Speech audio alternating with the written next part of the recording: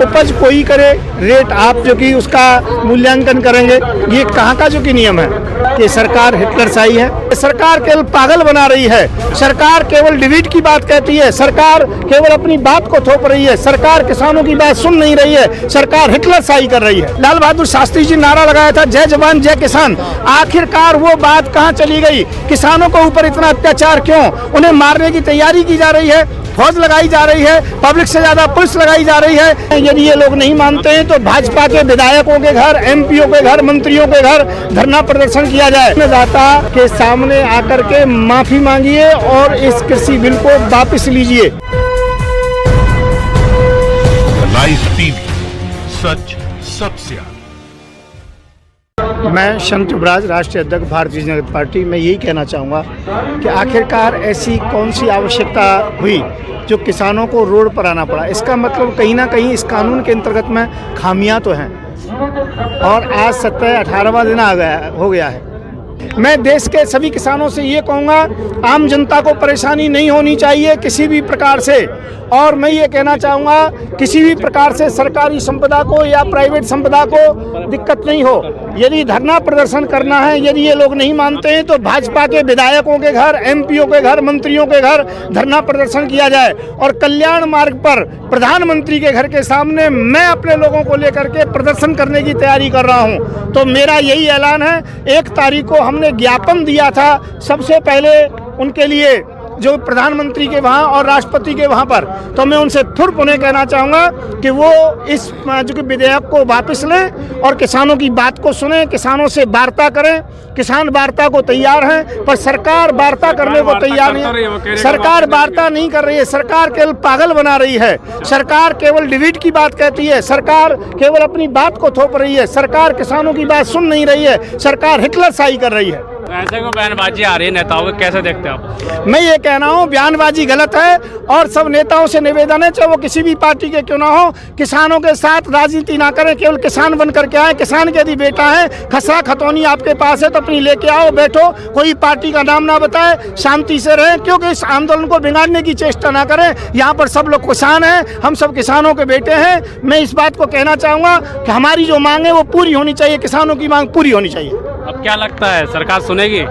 सरकार को झुकना पड़ेगा और अवश्य झुकना पड़ेगा। किसी मुद्दे पर चाहे झुकी या नहीं झुकी, इसे झुकना नहीं कहते हैं, इसे महानता कहते हैं। यदि सरकार इस बिल को वापस ले लेती है तो सरकार की ये महानता होगी, और यदि सरकार इस बिल को वापस नहीं लेती है तो हमारा लक्ष्य 2024 के अंतर्गत में कोई भी किसान इनका साथ नहीं देंगे। वो तो वापस लेने का साफ तौर मना कर रहे हैं, वो तो कह रहे हैं कानून सही है, संशोधन कर देंगे। वापस लेना पड़ेगा, लेना पड़ेगा, लेना पड़ेगा। हम लोग सब एक ही हैं और हम अलग नहीं है, और किसान बहुत मजबूत है और किसान के साथ ऐसा अन्याय कोई भी नहीं देख सकेगा। नहीं लेते हैं तो क्या होगा? नहीं लेते, इसका कोई उत्तर नहीं होता। ये तो समय बताएगा क्या करेंगे क्या नहीं करेंगे, ये तो सभी किसान मिलकर के बताएंगे। इस प्रकार की घोषणाएं पहले नहीं की जाती हैं। तो मैं ये कहना चाहूँगा किसान यहाँ पर बिना राजनीति के केवल अपनी मांग के लिए आया हुआ है। किसान को राजनीति में न डालें, किसान को विवादों में न डालें। अपने बिल को जब किसान के लिए आप बना रहे हो और उसे पसंद नहीं है तो इस बिल को वापस लो, उसके बाद में किसानों से वार्ता करो। वो मना तो करने का उनका जो अपना ढंग है, चाहे वो सीए हो, एनआरसी हो, कोई भी मुद्दे आए हों, उन्होंने आज तक किसी भी मुद्दे को स्वीकार नहीं किया है, नीचे झुके नहीं हैं। मैं ये झुकना नहीं है, मैं ये कहता हूँ अन्नदाता के सामने आकर के माफ़ी मांगिए और इस कृषि बिल को वापस लीजिए, क्योंकि उपज कोई करे, रेट आप जो कि उसका मूल्यांकन करेंगे।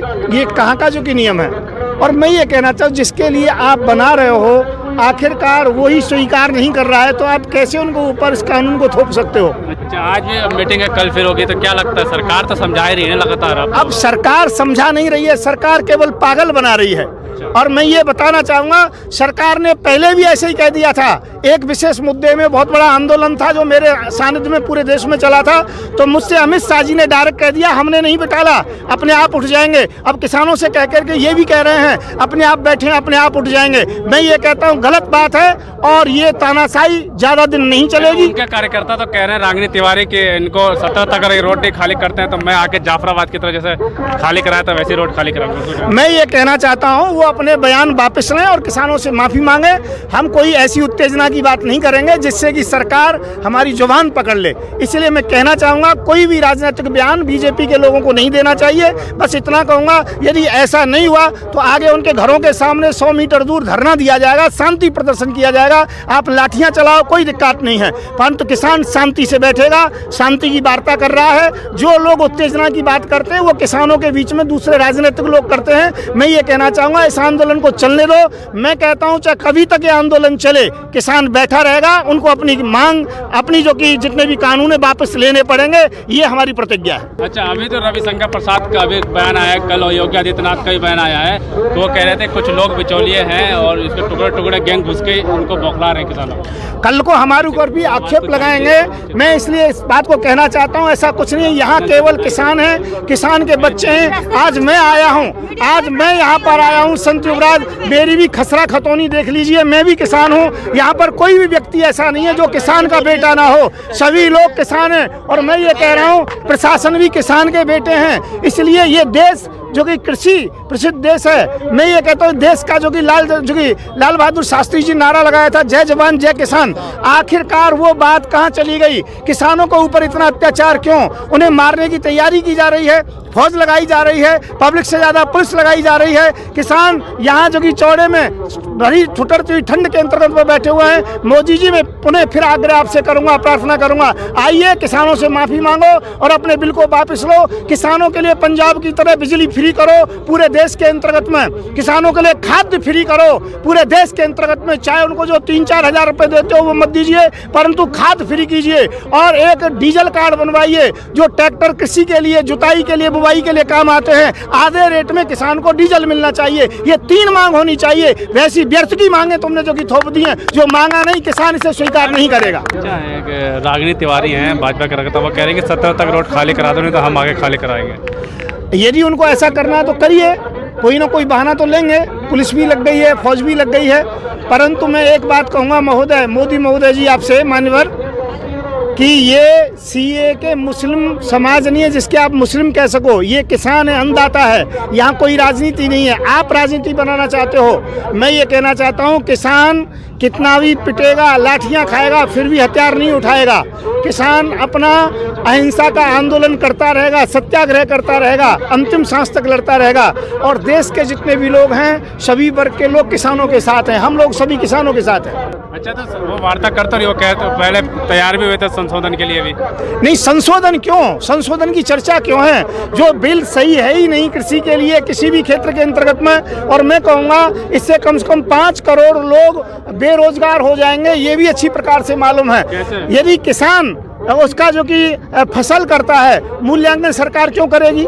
किसान की खेती यदि किसी प्रकार से किसी भी अधिनियम के अंतर्गत में यदि सरकार अपने अंदर से लेती है तो उसका मुआवजा सरकार क्यों जो कि तय करेगी? उसका मुआवजा किसान को तय करना है। मैं ये कहता हूँ हर क्षेत्र के अंतर्गत में किसान के साथ में धोखा हो रहा है। ये डंकल प्रस्ताव था, इसका नाम कांग्रेस के टाइम में आया था, परंतु यही डंकल प्रस्ताव 3 भागों में इस सरकार ने बांट दिया और किसानों को परथोप दिया, जो कि इस प्रस्ताव का पहले यही सरकार विरोध कर रही थी। बीजेपी नेता का प्रज्ञा ठाकुर, उनका बयान आया कि जल्दी से खाली करो और जेल में डालो, क्या कहेंगे? मैं ये कहता हूँ उनका तो ये तरीका पहले से रहा है, कोई आज नया तरीका थोड़ी है। कभी चाहे कोई भी मुद्दा हुआ देश के अंतर्गत में, हर मुद्दे के अंतर्गत में ऐसा किया। अभी मुझे जेल में डाला है, जेल से भी आया हूँ 52 दिन के बाद में। मैं ये कहना चाहूँगा जो भी सरकार कर रही है, गलत कर रही है, उनको आकर के बात करनी चाहिए, अपने विशेष प्रतिनिधि भेजने चाहिए। और इसके अलावा सबसे ज़्यादा उनको करना चाहिए कि आकर के किसानों को मनाए और किसानों को मनाने के पश्चात में उनसे माफ़ी मांगे और ये बिल वापस लेना चाहिए। और मैं ये कहना चाहूँगा सरकार से कि सरकार को ये कानून वापस लेना चाहिए और जो कृषि के हित में कानून है वो बनाने चाहिए। जैसे कि पंजाब के अंतर्गत में जो कि बिजली फ्री थी तो वो करनी चाहिए, खाद फ्री करना चाहिए और डीजल कार्ड बनाना चाहिए जिससे कि आधे रेट में डीजल प्राप्त हो सके किसानों का। मैं ये कहना चाहूँगा अपनी तरफ से पूरी जनता के लिए कि सरकार हिटलरशाही है और मेरा तो पहले से 36 का आंकड़ा चल रहा है, सबको मालूम है। तो मैं यही कहना चाहूँगा किसी भी चीज़ में मोदी जी को आना चाहिए, किसानों से माफ़ी मांगनी चाहिए और माफ़ी मांगने के पश्चात में ये कृषि बिल जो है ये वापस लेना चाहिए। लाइव टीवी सच सबसे आगे।